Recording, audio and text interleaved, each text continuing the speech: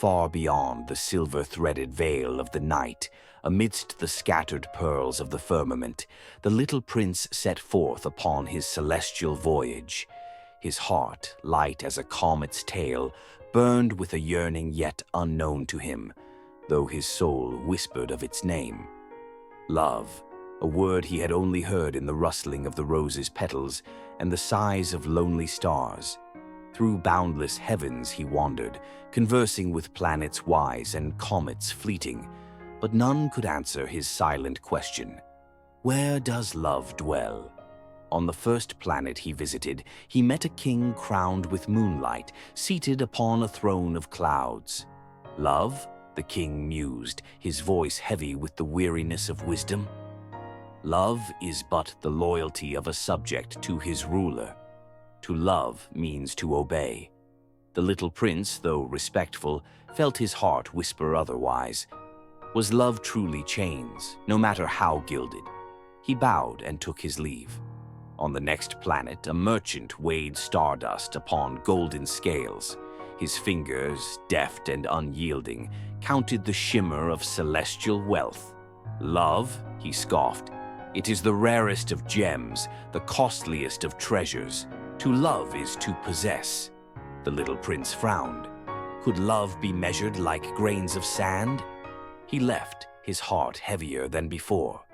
Through nebulas woven with dreams, past constellations carved from the laughter of time, he traveled, seeking, longing, yet never finding. At last, upon a quiet world no larger than his own, he beheld a sight most wondrous, a girl standing amid a field of luminous flowers, their glow a gentle fire against the velvet night. Her eyes, deeper than the void between stars, met his with a radiance both tender and eternal. "Who are you?" he whispered, as though fearing the dream might break. "I am no more than a traveler like you," she smiled. "But if you seek love, you need not search beyond your own heart." The little prince hesitated. "But love must be found, must it not?" She shook her head, and the flowers at her feet whispered secrets only the wind understood. Love is not a treasure to be owned, nor a throne to command. Love is the light that grows when two souls share their warmth, asking nothing, giving all. And at that moment, he understood. Love was not a thing to seek, but a presence to nurture.